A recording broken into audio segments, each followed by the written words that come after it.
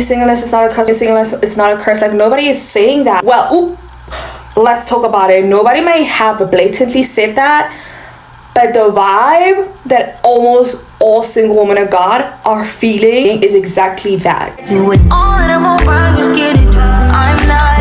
As long as you joking, now in for me. I ain't got it. My bitch scheming, do it. Hide your body. As long as you dreaming about me, ain't no problem. Hi, my name is Gorlll. I post faith, lifestyle, and study related content. So if that's something you're interested in, hit that subscribe button and notification bell so that you can be notified every single time I post. So I'm gonna start a series where we're gonna talk about single and not cursed, because this needs to be had. As in, like, yesterday. You need to hear this and share it with many other women of God so they can hear this, and we can have a conversation about this. Comment down below your thoughts and everything like that. So let's just start.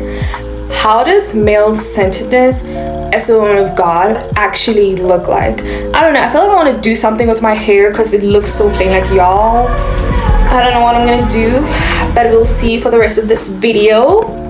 The thoughts that you're having are literally just centered around men, relationships, male attention, what they think about you, how they think that you look like. For example, it may look like if you're going to a mall with your girls, right? Something so simple, go to a restaurant with your girls, something so simple, but the first thing you're thinking, oh, I'm wearing this outfit. But when you're wearing this outfit, it's not like, oh, I'm wearing this outfit because I look cute in it, but it's like, I'm wearing this outfit so that I can. It might be so subtle, y'all need to be very mindful of your thoughts. And then when you actually go out with your friends or whatever, and then you don't get that male attention or whatever, it kills your mood so bad. You just start feeling so sad, so depressed. Your feelings are dictated by them. Or maybe he didn't get back to you in time, and then boom, you're having a bad day. And then when you receive a text from him, that's when you get all excited, like stand up. So as a woman of God, I notice your prayer points. Y'all need to be looking at your prayer points like every single time you come before the Lord. It's like, yeah, you be like, oh Lord, thank you so much for being so good, but then your prayers now like go towards, oh Lord, marriage, oh Lord, this man, oh Lord, this, that. Every time, like, I'm pretty sure there's a point God is like, I love you, my daughter, but like, don't you want money or something? Like, like, don't you want a car or something? That'll pick me behavior where now you're throwing your friends under the bus. So maybe y'all are around men, and then you're just like, oh, you know, like my friend. Now you're ruining your friend's reputation over a man's attention, so that he can think, oh, he is better than her, so that he can choose you. You want to be chosen so bad, or like maybe have plans with your friend, and then a man texts you and it's like, oh, you up, pull up, something like that. Boom, you're dropping your friends. Y'all had been planning that thing. Like, girl, it moves. The thing is that it progresses. It's like quiet little massaging, like little massaging that exists. Like, for example, let's say you're in a space of like most men, right? And it's like maybe there's little subtle massaging that's happening, like, oh yeah, all women are hoes. And you're just standing there, and you're not like defending women at all. You're just like standing there. Like, what do you, like what? And instead of defending, you be coming in, you be like, no, but I'm not a hoe. Girl. Oh, heck no. Like, oh, heck no. Like, first of all, you should be doing that because so that they can see you as a pure, instead of like being like, no, how could you say that about women, and just call them up and just call them from like the bull crap. You just like be like, no, but I'm different. I'm not like other women. So it's enabling weaponized incompetence. And you know what? He's just a boy. Oh, my boyfriend did this and this and this because he's just a boy. You know, like, justifying lack of emotional intelligence, and you be like, you know, boys will be boys, men will be men. No, they will not just be men, they will not just be boys. We're not enabling weaponized incompetence here. The reason for that usually is centered around so that men choose you, love you, not ditch you for another woman. Because the last time I checked, when I looked at the stories in the Bible, and the men in the Bible that God says, this is my son, or he's righteous in my sight, or then it's men that are very competent. Out of the blue, you're enabling weaponized incompetence just because you want to be chosen by that man of God, just because you want to be married. That's what I'm saying. Single does not mean cursed. All these behaviors might look like, oh, it's okay, it's not that deep, blah blah blah, but it is deep. You want to know why? Because at the end of the day, you are feeling, thinking, and you're behaving is centered around a man or a man's attention, and it's not centered around God. And that's what we're trying to dismantle here. Because the thing is that when your thoughts circle God, this is how your thoughts look like. Oh, I'm trying this outfit on. Lord, do you think I look cute? Because are you doing that, y'all? The thing is that with God, it's a relationship, including God in my fashion. Like, Lord, I'll be like, Lord, thank you. I'm like, thank you. That's how it looks like, because what? God is the center. How does your feelings look like? Oh, yeah, like it's okay to desire a relationship. It's okay to desire courtship. It's okay to desire marriage, right? But it's like, if now you're desiring that and maybe you're feeling sad about it and you may be feeling frustrated about it, then you go before the Lord. You go before the Lord and you genuinely surrender it at his feet. I don't know what I'm gonna do with my hair. But then with your behavior, that's crazy. I know, I'll fix it. But with your behavior, it actually looks like, oh, whatever I'm doing is to bring glory to the Lord and not to get a man's attention. Because then if you're in that same space and you're not male-centered and then they're just a bashing woman or whatever it is, then you come in and you have an anger, a righteous anger that comes from the Lord, and you're gonna stand up for his people and you're gonna be like, no, the flip not. What do you mean? God does not see women as hoes or whatever. Y'all forgot how Jesus treated that prostitute. I forgot her name. Mary Magdalene. Y'all forgot how Jesus freaking treated her? Exactly. Male-centeredness at some point, as a woman of God, can be a form of idolatry for marriage. So we're gonna do something with B's hair here.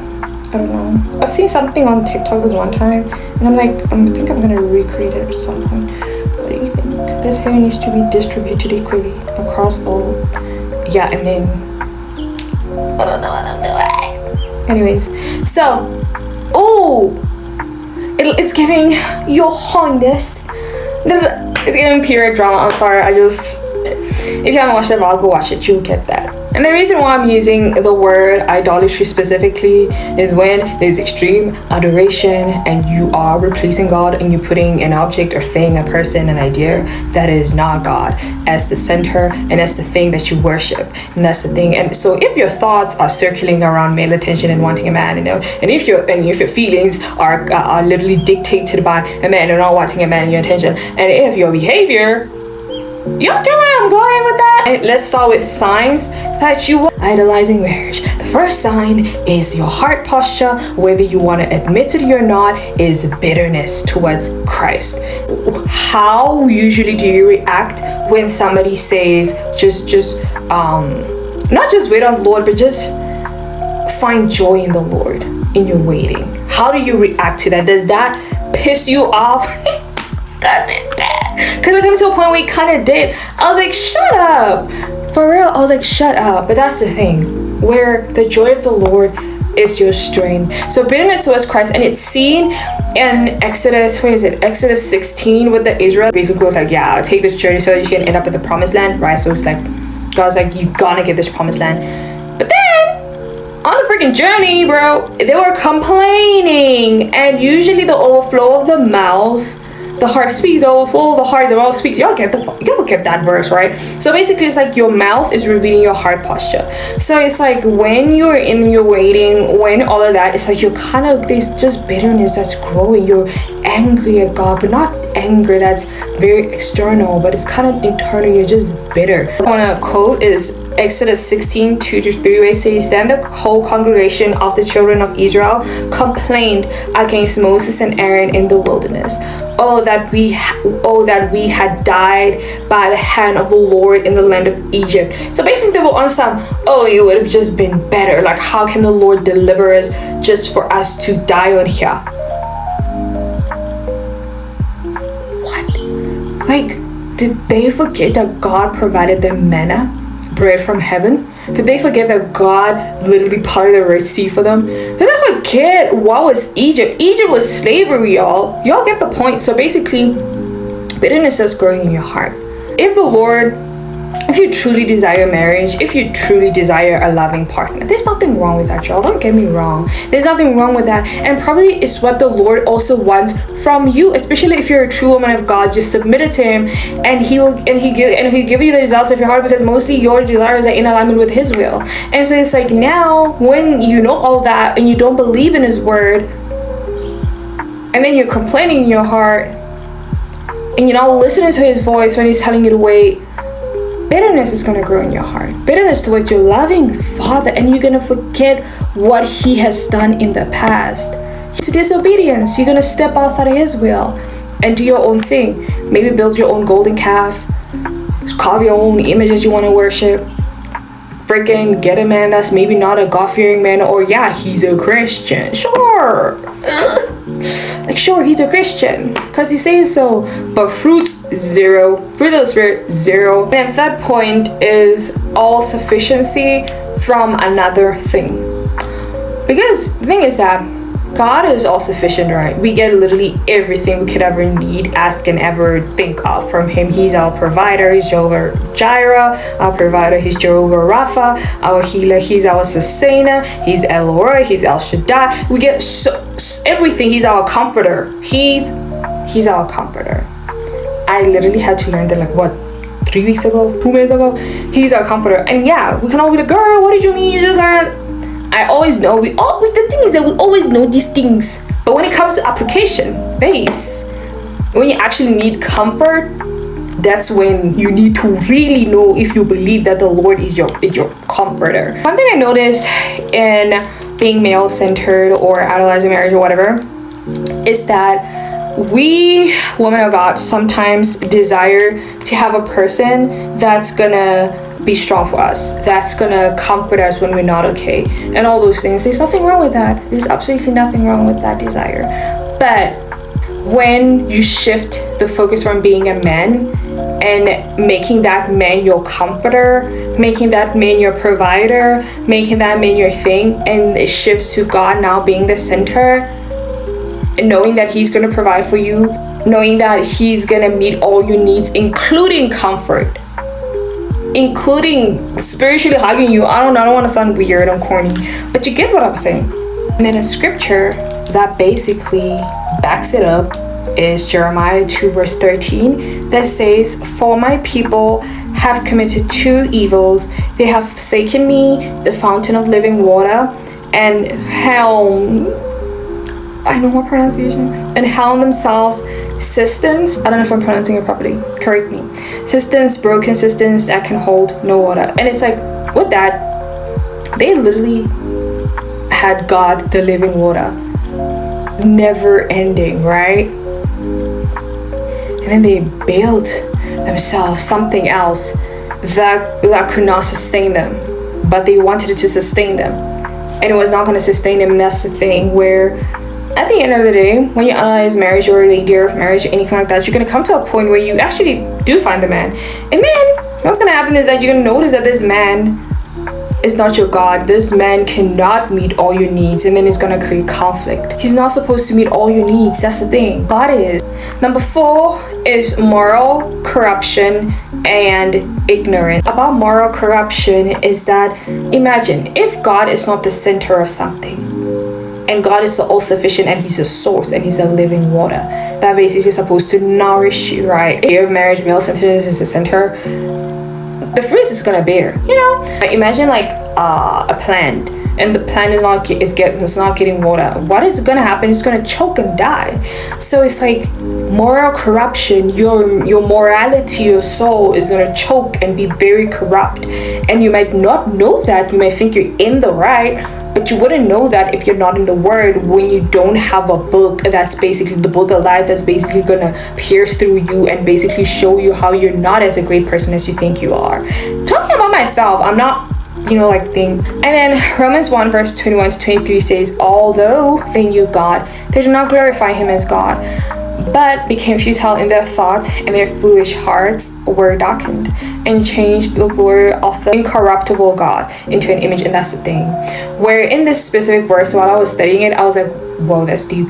They created an idea of God, and that's the thing, where if pastors or freaking pastors, preachers, prophets, social media is your only source of knowing God and not a true relationship with him by knowing and reading his word, an image of God is gonna form in your head. And so that's why people be out here coming on podcasts being like, oh, God graced me to iron my shirt so that my husband can go cheat.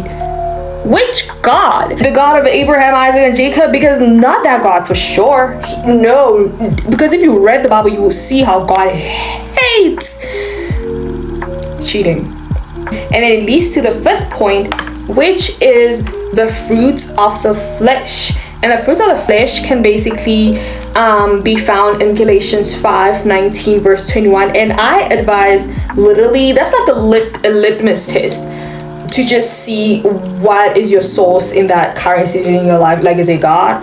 Is it man? Is it another thing that's not the Lord? Because you need to look at the fruits that you're producing. It says, now the works of the flesh are evident, which are adultery, fornication, uncleanness, lewdness, idolatry, y'all get it, jealousy, outbursts of wrath, selfish ambition, and like those are the practices. Such things will not inherit the kingdom of God. And that's how deep it is. I think I'm done. Anyways, I look so good, y'all. Like, take me out now.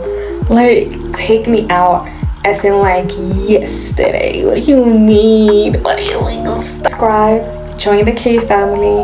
I love you guys a lot. I hope you found this very convicting, because that's what's gonna happen on this channel. We're gonna convict you because, baby, we're growing. We're getting the meat and not the milk. Bye.